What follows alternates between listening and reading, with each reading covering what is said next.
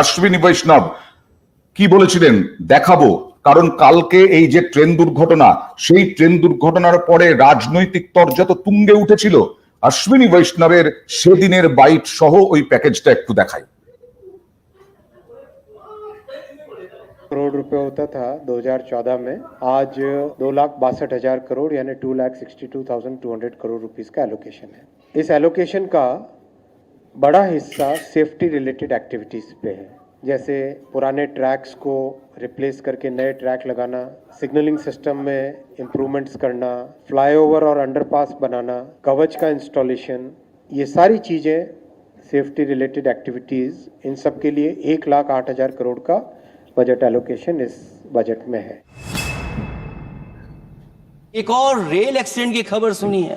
जब से ये सरकार आई है, रेल एक्सीडेंट्स और पेपर लीक में कंपटीशन चल रहा है कि कौन आगे जाएगा। ये भरोसा सरकार को दिलाना चाहिए कि जब एक के बाद एक एक्सीडेंट हो रहे हैं तो आखिरकार जो सेफ्टी को लेकर के उन्होंने जो खर्च किया है, आखिरकार वो कहाँ खर्च हुआ है जिसकी वजह से सेफ्टी नहीं हो पा रही है ट्रेन की।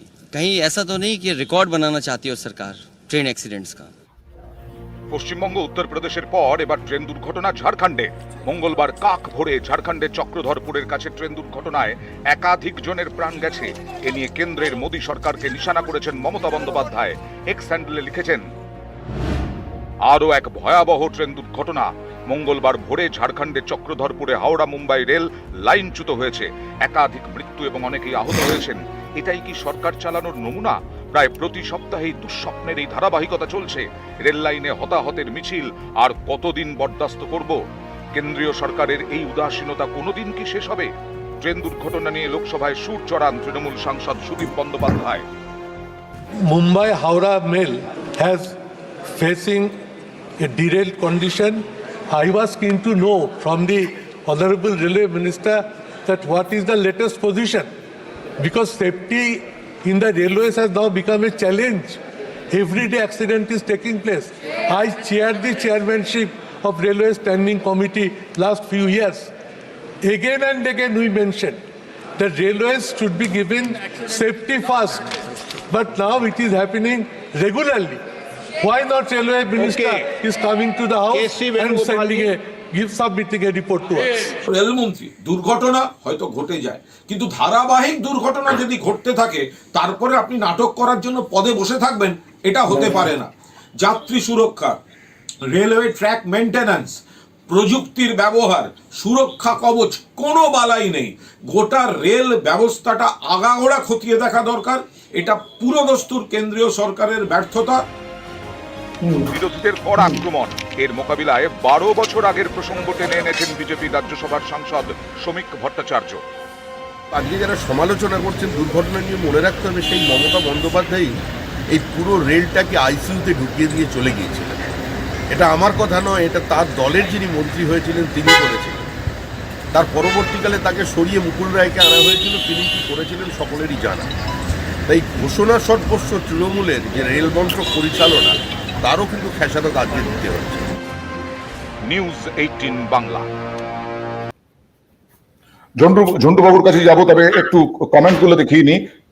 শ্যাম গড়াই তিনি বলছেন উনি এখন রেল মিনিস্টার নন, উনি এখন developer of rail accident minister.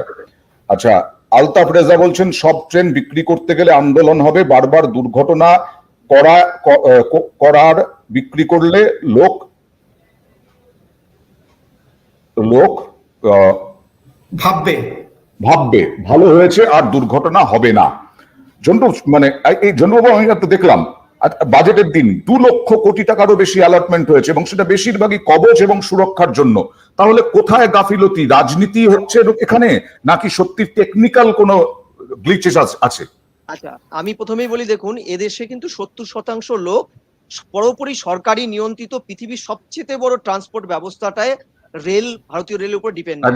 আমি বলছি কোন রকম কোন রাজনীতি বিতর্কে যাচ্ছি না। আমি ক্যাগ রিপোর্টটা পড়ছিলাম বসে, বিগত কয়েক বছর সরকার চালিত ক্যাগ রিপোর্ট, স্বশাসিত সংস্থা রেলওয়ে দপ্তরকে যে ক্যাগ রিপোর্ট দিয়েছে, সেটা শুনলে আপনাদের শিহরণ জেগে যাবে যে প্রথম ক্যাগ রিপোর্টে 8টা পয়েন্ট তুলে ভারত সরকারকে, রেলওয়ে দপ্তরকে তারা বলেছিল যে পোর কোয়ালিটি অফ রেল ট্র্যাক একটা দায়ী। দ্বিতীয়, ইন্টারলকিং সিস্টেম কার্যত নেই ভারতবর্ষের রেলে।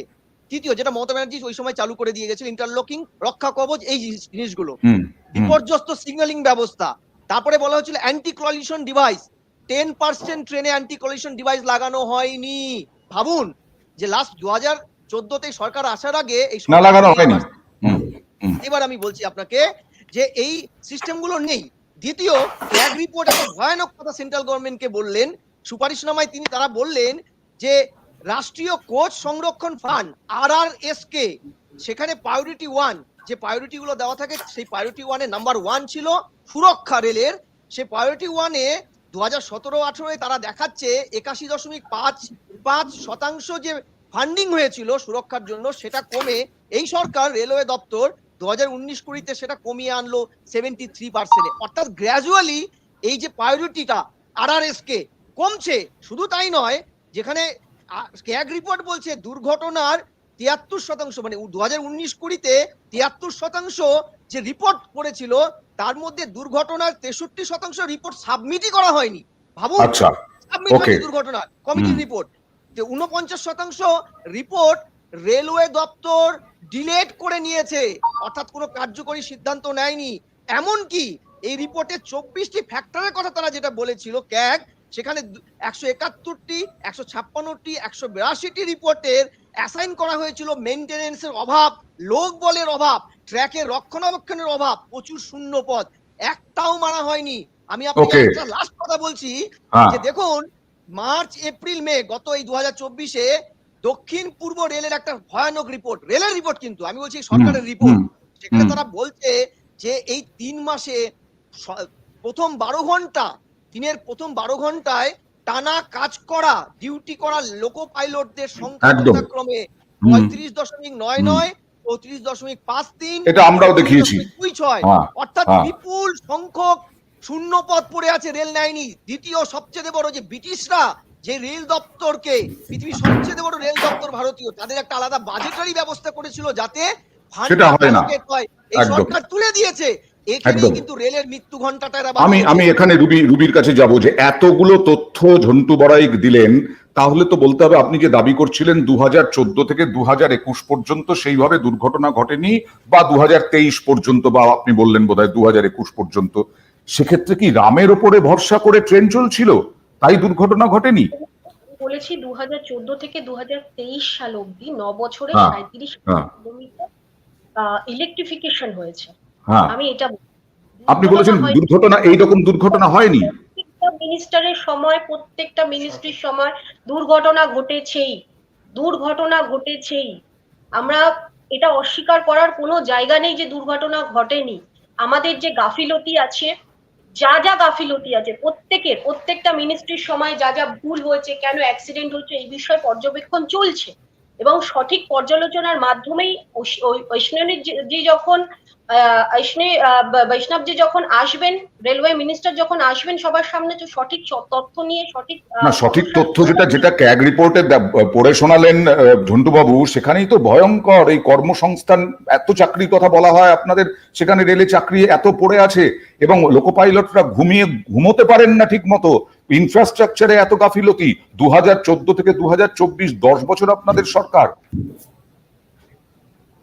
দেখুন, তাতে স্টেটও কিছুটা হলেও ইনভলভ আছে, এবং আমরা দেখি, হ্যাঁ অবশ্যই, এবং আমরা এখানে বর্তমানে যদি দেখি, আমরা যেভাবে মানে আমাদের রেলওয়ে মিনিস্টার যেভাবে আপাতত কাজ করছে, অনেক কম হয়েছে, এবং আমরা মমতা বন্দ্যোপাধ্যায়ের সময়ও দেখেছি যে 10টা থেকে 12টা রেলওয়ে অ্যাক্সিডেন্ট হয়েছে, হয়নি তা না, প্রত্যেকটি সময় অ্যাক্সিডেন্ট হয়েছে। এখানে একজন অভিজিৎ ঘোষ, তিনি বলছেন বারবার পশ্চিমবঙ্গেই বা কেন দুর্ঘটনা, তার উত্তর খুঁজে নয়নবাবু। কোহিনুর, শ্রমিক ভট্টাচার্য নিজে বলছেন যে মমতা বন্দ্যোপাধ্যায়ের সময় রেলকে আইসিইউতে পাঠিয়ে দিয়েছিলেন শ্রমিক ভট্টাচার্য, বিজেপির সাংসদ। আচ্ছা, তারপরে এখন বলা হচ্ছে যে মমতা বন্দ্যোপাধ্যায়ের আমলে অনেকগুলো ট্রেন অ্যাক্সিডেন্ট ঘটেছিল, তারাই আবার কি করে ট্রেন অ্যাক্সিডেন্টের বলতে পারে, বিরোধিতা করতে পারে ট্রেন অ্যাক্সিডেন্ট নিয়ে সরকারের? 2 নম্বর হচ্ছে পশ্চিমবঙ্গেই কেন বারবার এই যে সুরটা বেঁধে দিয়েছিলেন রুবি, সেই সুরেই কথা বলছেন অনেক দর্শক। না, এখন আপাতত এই মুহূর্তে দাঁড়িয়ে দেখুন, বিজেপি তো বাংলা ভাগ করার একটা চেষ্টা করছে, কিন্তু আমি এখানে দেখলাম বিজেপি মুখপাত্র বাংলাকে আরো বেশি জোড়ার চেষ্টা করছে। যেমন ধরুন বিজেপি কখনো বালাসোর করেনি, এটা একদম মিথ্যে কথা। এটা আপনারা বলা বন্ধ করুন সবার আগে, মিথ্যে কথা বলবেন।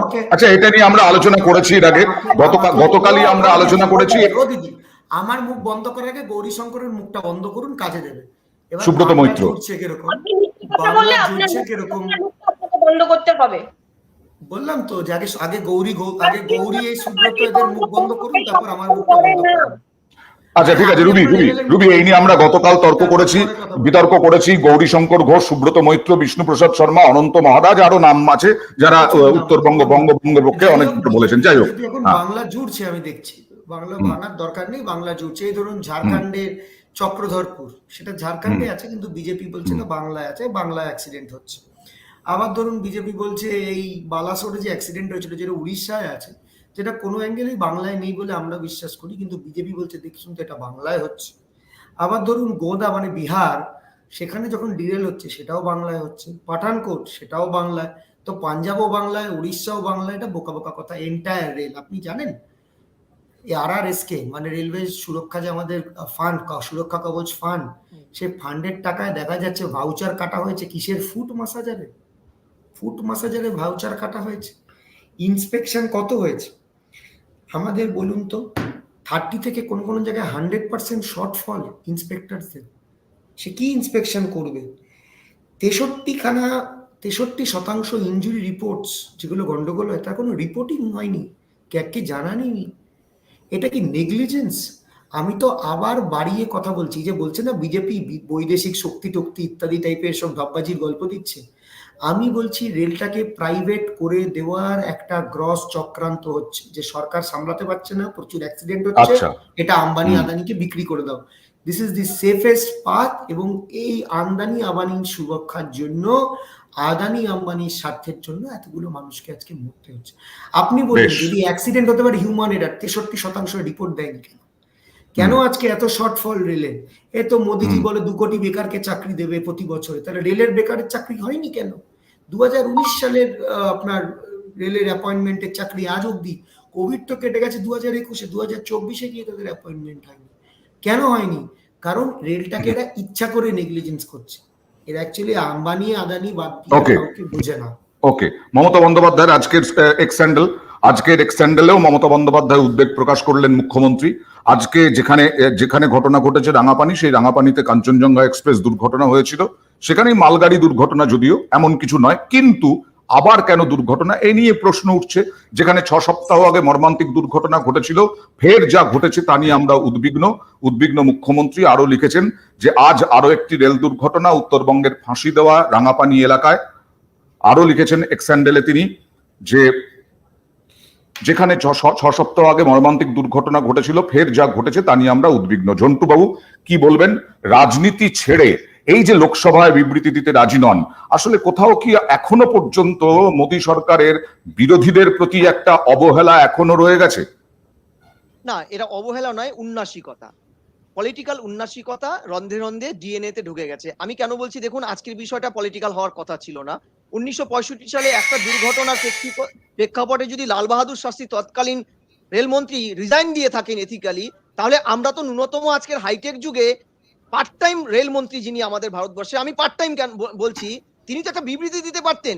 আচ্ছা বলুন তো, বন্দে ভারত, লোকে অবশ্য আড়ালে বলে ধন্দে ভারত, এখানে আমি একজন অধ্যাপক হয়ে আজ অব্দি উঠতে পারিনি, অয়নবাবু উঠতে পারিনি। আমার উত্তরবঙ্গে ট্রেনগুলো যে এত ভাড়া, ঠিক আছে, আমি পরিষেবার অঙ্কে যাচ্ছি না। এখানে কত শতাংশ লোক ওঠে, বুলেট ট্রেন হলে কত শতাংশ লোক কোন কোন রাজ্য দিয়ে উঠবে? অর্থাৎ আমাদের এই যে কে যেন আপনার ওখানে বলছিল যে প্রাইভেটাইজ করে দেওয়া, আমি আপনাকে তথ্য পরিষ্কারতেই 2014 সালের পর থেকে এ দেশে রেলের ভাড়া অলমোস্ট 50% বেড়েছে। অথচ না, এখন তো কোনো বাজেটে রেলের ভাড়া ঘোষণা হয় না। এখন আপনার চোখে ধুলো দিয়ে, আমার চোখে ধুলো দিয়ে যখন তখন ভাড়া ঘোষণা হয়। শুধু ভাড়া নয় অয়নবাবু, এখানে স্বচ্ছ ভারত ট্যাক্স ইস্যু হচ্ছে, অথচ স্বচ্ছতার নাম নিশান নেই। এবং আপনি খেয়াল করুন, পরিষেবা 1%ও নেই এই মুহূর্তে। কোনো রেলে টিটি পাবেন না, আরপিএফ পাবেন না। দার্জিলিং মেল ভিভিআইপি ট্রেন আমি যাতায়াত করি, সেই ট্রেন ব্রিটিশদের তৈরি, সেখানে কোনো আরপিএফ নেই। আমি আপনাকে একটা তথ্য বলি, ভারতবর্ষে 22% রেলওয়ে স্টেশনগুলো পিপিপি মডেলে বিক্রি করে দেওয়া হয়েছে, তার মধ্যে পশ্চিমবঙ্গে হাওড়া স্টেশন। অনেকগুলো অভিযোগ উঠলো, আমাদের সময় শেষ, আমি রুবির কাছ থেকে জবাব নেব। দেখুন 60 বছর তো অপেক্ষা করতে হচ্ছে একটু ভালো সুষ্ঠু মানে একদম স্বচ্ছ রেলওয়ের জন্য। এখন বর্তমানে সেটা সম্ভব হয়েছে, সেটা যদি হয়ে থাকে সেটা হচ্ছে নরেন্দ্র মোদী। সম্ভব হয়েছে, মরে গেলে সম্ভব। অবশ্যই সম্ভব এত হয়েছে, স্বর্গদ্বার, অবশ্যই সম্ভব রেলগার না হয়েছে। স্বর্গদ্বার। আপনি যেখানে ওরা গেলে ট্রেনে টিকিট কেটে ঢুকছে, মানুষ মারা যাচ্ছে। রেলওয়ে প্ল্যাটফর্ম গুলোর কি সিচুয়েশন ছিল, কি সিচুয়েশন ছিল, রেলওয়ে ঢোকা যেত না। এরকম গত 14 দিনে 7টা অ্যাক্সিডেন্ট হতো না। ভাই আগে প্রাণ বাঁচলে তবে না বাথরুমে যাব, আগে তো প্রাণটা বাঁচুক। প্রাণ বাঁচলে বাথরুমে যাব। আচ্ছা ঠিক আছে, ঠিক আছে, রুবিকে বলতে দাও। কোহিনুর প্লিজ, রুবি শেষ করুন। আরে এরকম বললে কি করে হবে? প্রাণ তো বাঁচতে হবে, প্রাণ বাঁচবে কি করে? বাথরুম চেপে থাকবো কিন্তু প্রাণ তো বাঁচতে হবে।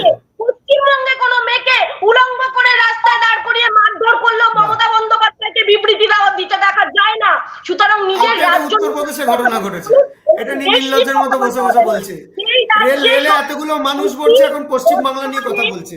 মানুষ মতামত দিয়ে মোদী সরকারকে ক্ষমতায় এনেছে, সাধারণ মানুষ তারাই, যারা ক্ষমতায় এনেছেন রুবি, তারাই আজকে ট্রেনে চড়ছেন, তারাই আজকে মৃত্যুর মুখে পড়ছেন, তারাই অ্যাক্সিডেন্টে পড়ছেন। খুব স্বাভাবিকভাবে বিরোধীরা ছেঁকে ধরবেই, কারণ বিরোধীদেরও যথেষ্ট সংখ্যা রয়েছে।